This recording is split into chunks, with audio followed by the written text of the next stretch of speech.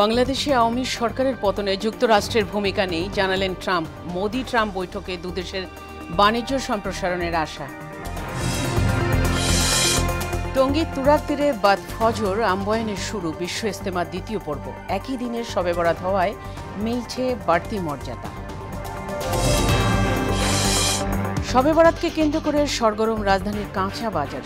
সবজিতে স্বস্তি মিললেও চড়া মাংসের দাম এখনও থামেনি তেল নিয়ে তেলেসমাতি। এবং ছুটির দিনে বসন্ত বরণ আর ভালোবাসা দিবসে একাকার ২১শে বইমেলা। শিশু প্রহরে প্রাণোচ্ছল, খুদে পাঠকরা বিক্রি করার আশা প্রকাশকদের।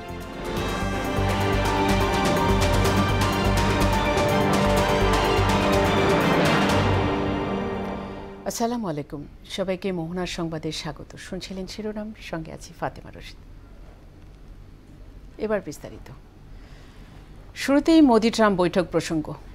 যুক্তরাষ্ট্রের সফররত ভারতীয় প্রধানমন্ত্রী নরেন্দ্র মোদির সঙ্গে বৈঠক করেছেন মার্কিন প্রেসিডেন্ট ডোনাল্ড ট্রাম্প। বৈঠকে দুই দেশের মধ্যে পারস্পরিক সমঝোতার ভিত্তিতে লাভজনক বাণিজ্য চুক্তি সম্পর্কে আলোচনা হয়েছে বলে জানিয়েছে বিভিন্ন আন্তর্জাতিক গণমাধ্যম। এদিকে বাংলাদেশের আওয়ামী লীগ সরকারের পতন এবং বর্তমান অন্তর্বর্তী সরকারের ক্ষমতাসীন হওয়ার ক্ষেত্রে যুক্তরাষ্ট্রের কোনো ভূমিকা নেই বলে দাবি করেছেন ট্রাম্প। বিস্তারিত কাজী শাহরিনের ডেস্ক রিপোর্টে। ভারতীয় প্রধানমন্ত্রী নরেন্দ্র মোদির সঙ্গে বৈঠক করেছেন মার্কিন প্রেসিডেন্ট ডোনাল্ড ট্রাম্প। স্থানীয় সময় বৃহস্পতিবার যুক্তরাষ্ট্রের হোয়াইট হাউসের ওভাল অফিসে সাক্ষাৎ করেন এ দুই নেতা। এরপর যৌথ সংবাদ সম্মেলনে দুই দেশের বাণিজ্য সম্পর্ক আরও মজবুত করার আশাবাদ ব্যক্ত করেন মোদি।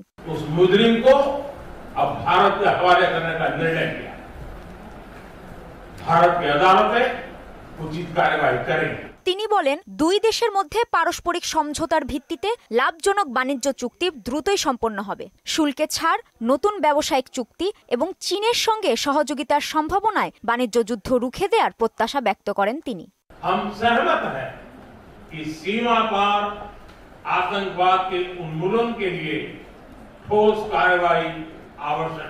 এ সময় ভারত যুক্তরাষ্ট্রের কাছ থেকে প্রচুর তেল ও গ্যাস কিনতে যাচ্ছে বলে জানান ট্রাম্প। দুদেশের মধ্যে চমৎকার বাণিজ্য চুক্তি হবে বলেও জানান তিনি।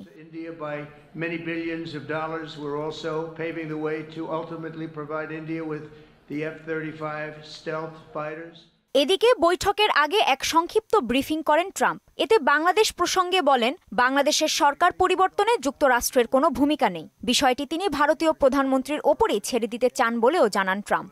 Well, there was no role for our deep state. It was this is something that the Prime Minister has been working on for a long time and has been worked on for hundreds of years, frankly. I've been reading about it. But I will leave Bangladesh to the Prime Minister. কাজী শাহরিন, মোহনা সংবাদ। বাদ ফজর আম্বয়ানের মধ্য দিয়ে টঙ্গীর তুরাগ তীরে শুরু হয়েছে ৫৮তম বিশ্ব ইজতেমার দ্বিতীয় পর্ব। ইতিহাসে এবারই প্রথম শবে বরাতের রজনীতে অনুষ্ঠিত হতে যাওয়ায় বাড়তি মর্যাদা পেয়েছে বিশ্ব ইজতেমা। দ্বিতীয় পর্বে অংশ নিয়েছেন তাবলিগ জামাতের মুরব্বী মাওলানা মোহাম্মদ সাদ কান্তলিবের অনুসারীরা। এ উপলক্ষে দুদিন আগে থেকে ইজতেমা ময়দানে আসতে শুরু করেন বিভিন্ন জেলার মুসল্লিরা। বিপুল সংখ্যক বিদেশি মুসল্লিও অংশ নিচ্ছেন এবারের ইজতেমায়। আজ ইজতেমা ময়দানে জুমার নামাজ আদায় করেন ঢাকা, গাজীপুর এবং আশপাশের এলাকায় লাখো লাখো ধর্মপ্রাণ মুসল্লি। ইজতেমার খবর জানাতে টঙ্গী থেকে সরাসরি যুক্ত হচ্ছেন সহকর্মী তরিকুল ইসলাম জুয়েল। জুয়েল, দ্বিতীয় পর্বের বিশ্ব ইজতেমায় মুসল্লিদের উপস্থিতি কেমন দেখছেন? নিরাপত্তা ব্যবস্থাই বা কেমন?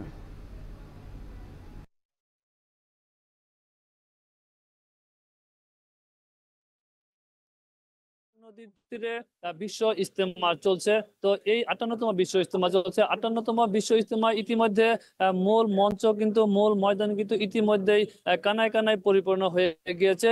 তো আমরা দেখেছি এবং বিভিন্ন মাধ্যমে আমরা জেনেছি এখনো কিন্তু বিভিন্ন মুসল্লিরা এখনো ইজতেমার ময়দানে আসছে।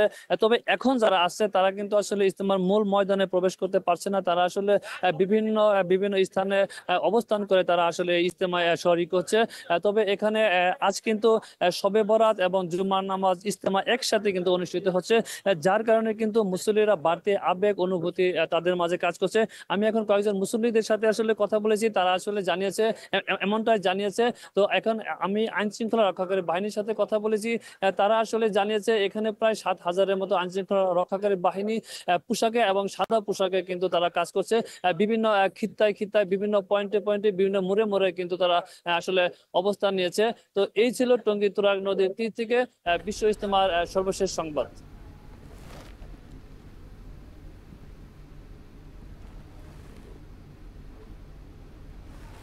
জুয়েল, আপনাকে ধন্যবাদ। মুসলিম সম্প্রদায়ের অন্যতম ধর্মীয় উৎসব পবিত্র শবে বরাত আজ সারা দেশে যথাযথ ধর্মীয় মর্যাদায় পালিত হবে দিনটি। হিজরি সালের শাবান মাসের 14 তারিখ দিবাগত রাত্রি মুসলমানরা শবে বরাত বা সৌভাগ্যের রজনী হিসাবে পালন করে থাকেন। এ রাত্রি লাইলাতুল বরাত হিসাবেও পরিচিত। দিনটি উপলক্ষে বাণী দিয়েছেন প্রধান উপদেষ্টা প্রফেসর মোহাম্মদ ইউনুস। এতে বাংলাদেশ সহ বিশ্বের মুসলিম জনগোষ্ঠীকে আন্তরিক মোবারকবাদ জানিয়েছেন তিনি। বলেন, এই সৌভাগ্যময় রজনী মানবজাতির জন্য বয়ে আনে মহান আল্লাহ রাব্বুল আলামিনের অশেষ রহমত ও বরকত। এ রাতে আল্লাহ পাক ক্ষমা প্রদান এবং প্রার্থনা পূরণের অনুপম মহিমা প্রদর্শন করেন।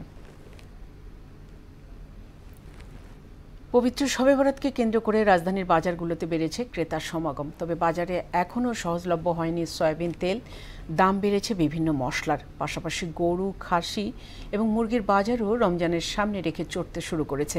চাহিদা কম থাকলেও মাছের বাজারও চড়া। এমআর আসাদের রিপোর্ট। পবিত্র শবে বরাত আজ মুসলিম ধর্মাবলম্বীদের জন্য বিশেষ এদিন। এদিনটিকে পরিবারের সবার সঙ্গে পালন করতে রান্নায় প্রয়োজন হয় বিশেষ সদাইয়ের, আর তাই রাজধানীর বাজারে ভিড় বেড়ে যায় ক্রেতাদের। বাজারে সয়াবিন তেলের সংকট এখনো কাটেনি। ব্যবসায়ীদের সঙ্গে বৈঠকে এর সমাধান খুঁজতে সরকারের প্রতি আহ্বান জানিয়েছেন দোকানিরা। তেল নাই, বেচতে পারতেছি না, কোত্থেকে দিব? আমাদের কাছে থাকলে আমরা দিব। অনেক বড় লোক কাস্টমার যায় সয়াবিন তেল চায়, যে না সয়াবিন তেল তো আমাকে দেয় না কোম্পানি, সাপ্লাই নাই। এই ব্যাপারে আমি সরকারের কাছে একবার অনুরোধ করবো যে সয়াবিন তেলের ব্যাপারটা নিয়ে সরকার যেন একটা আলাদা ব্যাপারটা উদ্যোগ নেয়। বেড়েছে সব রকম মশলার দাম। ছোলা আর বিভিন্ন পদের ডালের দাম আপাতত কমলেও সরবরাহ ঘাটতি থাকলে আবারও বাড়তে পারে। মশলা আইটেম এলাচির দাম একবার অন্য ঊর্ধ্বগতির দিকে, যেখানে মনে করেন সর্বনিম্ন যদি আপনার ছোট মানে এলাচ হয় তাও আপনার মনে করেন 4700-4800 টাকার নিচে না। 1 কেজি এলাচ 5200 টাকা, 5000 টাকা। এটা মানে আমার মধ্যবিত্ত পরিবার কোন কিংবা নিম্নবিত্ত পরিবার এর জন্য অসম্ভব। ভিড় দেখা যায় মাংসের দোকানে। ব্রয়লার আর খাসির মাংসের দাম কিছুটা বাড়লেও বেশি বেড়েছে গরুর মাংসের দাম। ডিমের দাম স্থিতিশীল। আশি ডিম 240, লাল ডিম 230, সাদা ডিম 125। গরুর মাথা হলো 500 টাকা কেজি, কলিজা হলো 700 টাকা কেজি, আর ভুড়ি হলো 350 টাকা কেজি, আর ফ্যাপসা 400 টাকা, মগজ 400 টাকা পিস। আগে আমরা কিছু কম বেচছিলাম, এখন মনে করেন তেলের টাইম আছে, সবরাতের টাইমে 750। দাম একটু গেলে ব্রয়লার বাড়ছে, আর অন্য কিছু বাড়ে নাই। এই সপ্তাহ চলতেছে আপনার দেশিটা 550 টাকা কেজি। অরিজিনাল কক যেটা, এটা হলো 270 টাকা 75 টাকা বাজার, আমরা 300 টাকা বিক্রি করতেছি। আর সোনালী মান্ডি একটা হাইব্রিড আছে, এটা হলো 255 টাকা কিনা, 280 টাকা বেচতেছে। চাহিদা কম থাকলেও কমেনি মাছের দর। তবে রমজান মাসকে কেন্দ্র করে সামনের সপ্তাহ থেকে কেনা বেচা বাড়বে, এমনটাই আশা ব্যবসায়ীদের। এমআর আসাদ, মোহনা সংবাদ, ঢাকা। ভোরের লালসজ্জ আকাশ আলোকিত করে জানান দিল আজ বসন্ত। আর এ কারণে সকাল থেকে জাতীয় বসন্ত উৎসব উদযাপন পরিষদের উদ্যোগে রাজধানীর চারুকলার বকুলতলায় বসন্ত উৎসব পালনে শিল্পীদের মনোমুগ্ধকর পরিবেশনা শুরু হয়েছে। অনুষ্ঠান উপভোগে নগরবাসী জড়ো হয়েছে বকুলতলায়। শিল্পীদের সুরেল কণ্ঠে জড়িয়ে যাচ্ছে প্রকৃতির আকাশ বাতাস। এ আয়োজনে মোট 42টি সাংস্কৃতিক দল অংশ নেয়। সুরাইয়া মনের রিপোর্ট। ফুল ফুটুক আর না ফুটুক, আজ বসন্ত, পহেলা ফাল্গুন। বিপুল ঐশ্বর্যধারী ঋতুরাজ বসন্তের প্রথম দিন। দিনটি বরণ করতে রাজধানীর চারুকলার বকুলতলায় উৎসব আয়োজন করে বসন্ত উৎসব উদযাপন পরিষদ। ফাগুনের প্রথম তেজদীপ্ত রবির আলো নাচনে লাগবে তোলা উৎসবপ্রিয় বাঙালির মনে। বিপুল তরঙ্গ প্রাণে আন্দোলিত হবে সবাই। উৎসব ঘিরে ভালোবাসার কথা জানান আগতরা। সবাই একত্রিত হতে পেরেছি, সবকিছু মিলে ভালোই লাগছে, খারাপ লাগছে না। পহেলা ফাগুনের উৎসবের মতো হয়ে আমরা সবাই হলুদ পরে আসছি। এই বসন্ত আমাদেরকে মনের মধ্যে একটা সৌন্দর্যের চেতনাবোধের জায়গায় বসন্তের এই পবনকে মনে প্রাণে উদযাপন করছি। শত ব্যস্ততা উপেক্ষা করে ভালোবাসার পাল তোলার নায়ে ভাসছে সবাই। সারা বিশ্বের তারুণ্যের অনাবিল আনন্দ আর বিশুদ্ধ উচ্ছ্বাসে হাওয়া বয়ে যাবে দেশময়। বসন্ত এবং ভালোবাসার দিন একই দিন হওয়ায় পরস্পরকে আবাহন জানান নবীন প্রবীণরা। ভালো লাগছে সবাইকে দেখি, আর সবাই আমরা একই হলুদ সে বসন্তর কালার পরেছি, সবাই অনেক ভালো লাগছে। সংস্কৃতি, কৃষ্টি, কালচার সবকিছুকে ভালোবাসাই হচ্ছে আমাদের লালন করা, বুকে ধারণ করা। বাঙালির যে মুক্তির কথা সেটা বৈশাখ ফাল্গুন থেকে বলবে, সারা বছর বলবে, সারা সময়টাই বলবে। 25 বছরের তরুণ, 5 বছরের তরুণ, আমরা সবাইকে নিয়ে বাংলাদেশে করতে চাই। চারুকলার আয়োজনে থাকছে শাস্ত্রীয় সঙ্গীত, বসন্তের গান, কবিতা, আবৃত্তি, লোকগান এবং নৃত্য। এ আয়োজনে মোট 42টি সাংস্কৃতিক দল অংশ নেয়। অনুষ্ঠান শুরু হয় সকাল 7:30টায়, শেষ হয় বেলা 11:30টায়। বসন্তের আগমনে প্রকৃতিতে দেখা দিয়েছে নতুন আনন্দ। এই আনন্দ ছড়িয়ে পড়ুক ছোট বড় সবার মাঝে, এমনটাই প্রত্যাশা সবার। সুরাইয়া মুন্নি, মোহনা সংবাদ, ঢাকা। এবার বইমেলায় মোহনায়।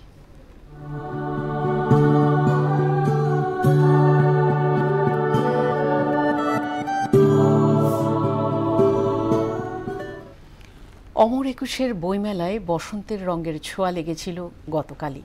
তবে সকাল থেকে যেন পূর্ণতা পেয়েছে বসন্ত। মেলায় ঢুকলেই বোঝা যায় পহেলা ফাল্গুন আর ভালোবাসা দিবস মিলেমিশে একাকার। সকালে মেলার দ্বার খোলার পর থেকেই দলে দলে সুসজ্জিত নারী পুরুষ আসতে থাকেন মেলা প্রাঙ্গণে। কিশোরী, তরুণী থেকে গৃহিণী, অধিকাংশ নারীর পরনেই ছিল বাসন্তী রঙের শাড়ি। পুরুষদের পরনেও ছিল সঙ্গিনীর সঙ্গে মানানসই পাঞ্জাবি বা উজ্জ্বল রঙের পোশাক। তাতেই বসন্তের রঙিন আভাস ছড়িয়ে পড়েছিল বইমেলায়। বইও বিক্রি হচ্ছে, শিশু প্রহরও ছিল জমজমাট। বইমেলার আরও খবর জানাতে মেলা প্রাঙ্গণ থেকে সরাসরি যোগ দিচ্ছেন সহকর্মী মনিরুল ইসলাম। মনি,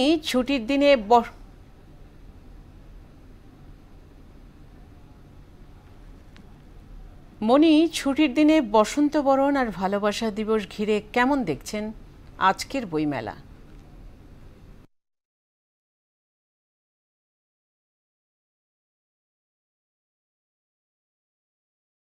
ফাতেমা, আপনি জানেন যে অমর একুশে বইমেলা চলে 1 মাস ব্যাপী। এটি ফেব্রুয়ারি মাস, এটি আমাদের ভাষার মাস, আমাদের চেতনার মাস।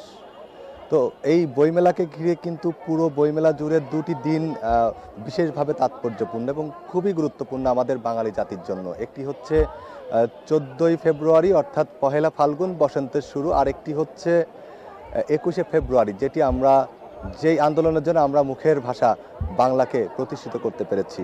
ফাতেমা, আমরা এই মুহূর্তে আছি অমর একুশে বইমেলার শিশু প্রহর চত্বরে। তো এখানে দেখতে পাচ্ছেন যে আসলে শিশুরা, এখানে কিন্তু অনেক শিশুরা তারা শিশুদের বিনোদনের চিত্ত বিনোদনের জন্য বিভিন্ন স্টল আছে, সেই স্টলে তারা আসলে ভিড় জমাচ্ছেন। এবং এখানে দেখতে পাচ্ছেন যে শিশুদের আলপনা, মুখে আলপনা, বিশেষ করে শহীদ মিনার থেকে শুরু করে বসন্তের নানান চিহ্ন থেকে শুরু করে এখানে কিন্তু যে কার্টুন আছে সেইগুলোও কিন্তু শিশুরা কিনছে। এবং আমরা যদি একটু স্টলগুলোতে দেখাতে চাই যে এখানেও দেখবেন যে শিশুরা আসছেন, তার পিতামাতা তার অভিভাবকদের সাথে আসছেন এবং পছন্দের বই কিন্তু কিনছেন। এবং আমরা যখন সকালে মেলা প্রাঙ্গণে আসি তখন কিন্তু দেখেছি যে আসলে যেহেতু আজকে পহেলা ফাল্গুন, সাথে আবার ভ্যালেন্টাইন ডে, সব মিলে কিন্তু আজকে রঙের কোনো কমতি নাই এবং এই রংটাই কিন্তু আসলে আমরা বইমেলায় দেখতে পাচ্ছি। তো এই মুহূর্তে আমরা একজন শিশু সাহিত্যিকের সাথে কথা বলতে চাই। আমাদের সামনে একজন শিশু সাহিত্যিক আছে। তো আপনি মেলা কেমন দেখছেন এবং কেমন সাড়া পাচ্ছেন? মেলা সত্যি চমৎকার। অন্যান্য বছরের তুলনায় এবছর একটু ভালো এবং বইও বেশি বিক্রি হচ্ছে। আমার মনে হয় গার্জিয়ানরা এখন সচেতন হয়েছে, তারা তাদের ছেলে মেয়েদের হাতে বই তুলে দিচ্ছে। আর বলতে চাই যে বইয়ের কালো অক্ষরে আলো থাকে। যে সন্তান বা যে ছেলে মেয়ে বই পড়ে তারা আলোকিত হয় এবং তাদের হাত ধরে একদিন এই পৃথিবীটা আলোকিত হবে। আপনাকে অশেষ ধন্যবাদ। যে ফাতেমা, আসলে আমরা কিন্তু ঘুরে ঘুরে বিশেষ করে শিশুদের বইয়ের প্রতি যেই টান, যেই বইয়ের প্রতি যেই ভালোবাসা এবং সেই ভালোবাসাই কিন্তু তারা প্রকাশ করছে। ফাতেমা, আমার কাছে এই ছিল বইমেলা শিশু প্রহর থেকে সবশেষ পরিস্থিতি। মনির, আপনাকে ধন্যবাদ। মেলার নাম বউ মেলা, যে মেলায় ছোট বড় সব বয়সী মেয়েরাই এখানে বেচা কেনা করেন। 200 বছরের ঐতিহ্যবাহী বগুড়ার গাবতলীর পরাদহ মেলায় দ্বিতীয় দিনে বসে এ মেলা। এলাকার নানা বয়সী মেয়েরা আসন মেলায়। নারীদের প্রসাধনের পাশাপাশি শিশুদের খেলনায় স্থান পায় এতে। আতিক রহমানের প্রতিবেদন, জানাচ্ছেন শারমিন সন্না। বগুড়া শহর থেকে প্রায় 10 কিলোমিটার পূর্বে গাবতলীর মহিষাবান ইউনিয়নের গোলাবাড়ি বাজার সংলগ্ন ইছামতি নদীর শাখা গাড়িদহ খালের তীর ঘেঁষে সন্ন্যাসী পূজা উপলক্ষে বসে ঐতিহ্যবাহী পোড়াদহ মেলা। বিশাল আকৃতির মাছের জন্য বিখ্যাত এই মেলা উপলক্ষে আশপাশের 20 গ্রামের বাড়িতে শুরু হয় উৎসব। প্রতিটি বাড়িতে নতুন বৌজামাই যেমন আসেন, তেমনি পুরনো আত্মীয় স্বজনও কেউ বাদ পড়েন না। সেসব আত্মীয় স্বজনদের মধ্যে শুধু পুরুষরাই পোড়াদহ মেলায় যাওয়ার সুযোগ পান। মেলায় নারীরা প্রবেশ করতে পারেন না। এজন্য নারীদের নিয়ে এই মেলার আয়োজন করা হয় 20 বছর আগে। মেলার বেচা কেনা খুব ভালো, আর খাজনারও কোনো ঝামেলা নেই, মেলার পরিবেশও ভালো, কোনো ছেলে মানুষ ঢুকতে পারে না। এই মেলা আপনার আজ থেকে প্রায় 25-30 বছর ধরে আমরা করি। এই মেলা শুধু মেয়েরাই আসে। এখানে আমরা কসমেটিক কিনি, এখানে কোনো পুরুষ মানুষ ঢুকতে পারে না, এটা মহিলাদের মেলা। এরপর থেকেই পোড়াদহ মেলার পরদিন এই মেলা বসছে। নারীদের জন্য আয়োজন করা মেলাটি এখন পরিচিতি পেয়েছে বউ মেলা হিসেবে। বউ জি মেয়ে সাল পাল যারা আসে সবাই এখানে কেনাকাটা করতে আসে, যে যার মতন করে নিজের মতন করে কেনাকাটা করে। ঘুরলাম, দেখলাম, অনেক কিছু কেনাকাটা করলাম। নারীদের প্রসাধনীর পাশাপাশি শিশুদের খেলনা বিক্রি ভালো বলে জানান আয়োজক কমিটি। প্রতি বছরই পোড়াদহ মেলার পরের দিন এই বউ মেলাটা আয়োজন করে এবং এই মেলাতে শুধু পুরুষ মানুষ ঢুকতে পারে না, শুধু মহিলা মানুষেরা ঢুকতে পারে। প্রসাধনী সামগ্রী মেলায় প্রধান উপজীব্য হলেও তার সঙ্গে স্থান পায় ছোটদের খেলনা সামগ্রী আর গৃহস্থালির প্রয়োজনীয় সামগ্রী। শারমিন স্বর্ণা, মোহনা সংবাদ। আবারও দেশের বাইরের খবর। ইসরায়েলি নৃশংসতায় গাজা পরিণত হয়েছে ভুতুড়ে জনপদে। যেদিকে চোখ যায় কেবলই পরিত্যক্ত ধ্বংসস্তূপে। ঘর বাড়ি, রাস্তাঘাট, হাসপাতাল থেকে শুরু করে পয় নিষ্কাশন ব্যবস্থা কিছুই অবশেষ নেই। ইসরায়েলি হামলায় শিক্ষা খাতেরও ব্যাপক ক্ষয়ক্ষতি হয়েছে। বিশেষজ্ঞরা বলছেন গাজা পুনর্নির্মাণে $4,000 কোটি খরচ হতে পারে। বিস্তারিত কাজী শাহরিনের প্রতিবেদনে। এটি একটি বিশাল ধ্বংসস্তূপ। যেই এখানে দাঁড়িয়ে চারপাশে তাকাবে সে বলবে এটি একটি ভূমিকম্পের মতো, একটি বিধ্বংসী ভূমিকম্প। টানা 15 মাসের ইসরায়েলি ধ্বংসযজ্ঞে ফিলিস্তিনের গাজা পরিণত হয়েছে মৃত্যুপুরীতে। বাড়িঘর, হাসপাতাল কিংবা স্কুল কলেজ কোনো কিছুরই অবশিষ্ট নেই। একতরফা হামলায় উপত্যকার অবকাঠামোগত যে ক্ষতি হয়েছে তা এক কথায় অকল্পনীয়।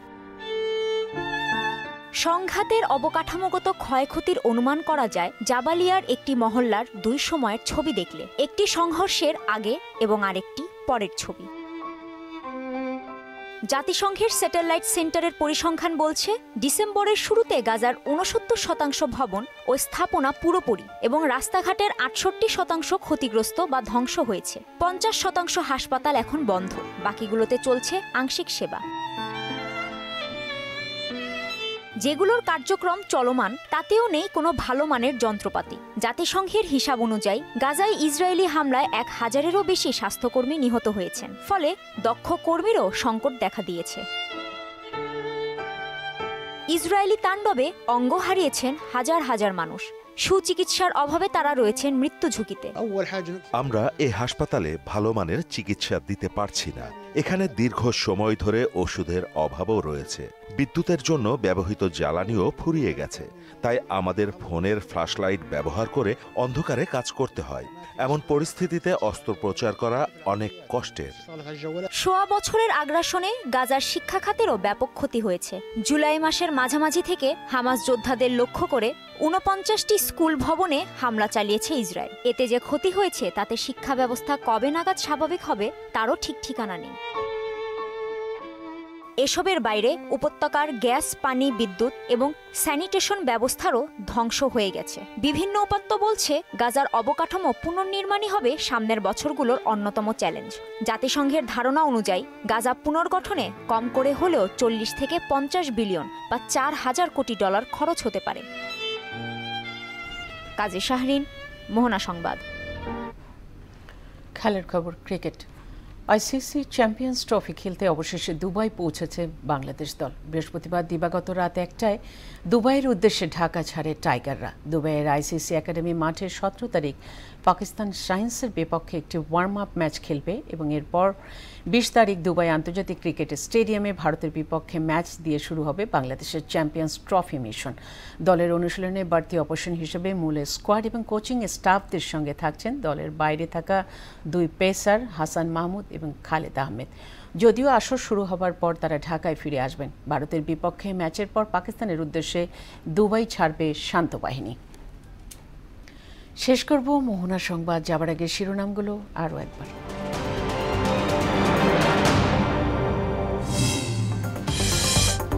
বাংলাদেশে আওয়ামী সরকারের পতনে যুক্তরাষ্ট্রের ভূমিকা নেই জানালেন ট্রাম্প। মোদি ট্রাম্প বৈঠকে দুদেশের বাণিজ্য সম্প্রসারণের আশা। টঙ্গী তুরাগ তীরে বাদ ফজর আমবয়ানের শুরু বিশ্ব ইজতেমার দ্বিতীয় পর্ব। একই দিনে শবে বরাত হওয়ায় মিলছে বাড়তি মর্যাদা। শবে বরাতকে কেন্দ্র করে সরগরম রাজধানীর কাঁচা বাজার। সবজিতে স্বস্তি মিললেও চড়া মাংসের দাম এখনও থামেনি তেল নিয়ে তেলেস্পাতি। এবং ছুটির দিনে বসন্ত বরণ আর ভালোবাসা দিবসে একাকার 21শে বই মেলা। শিশু প্রহরে প্রাণোচ্ছল খুদে পাঠকরা বিক্রি বাড়ার আশা প্রকাশকদের। এই ছিল মোহনার সংবাদে। পরবর্তী সংবাদ বিকেল 5:30টায়। এর আগে সংবাদ এক নজরে দেখবেন বেলা 3টায়। মোহনার সবশেষ খবর জানতে ভিজিট করুন www.mohana.tv। সংবাদ দেখতে পারেন ফেসবুক ও ইউটিউবে। এতক্ষণ সঙ্গে থাকার জন্য সবাইকে ধন্যবাদ।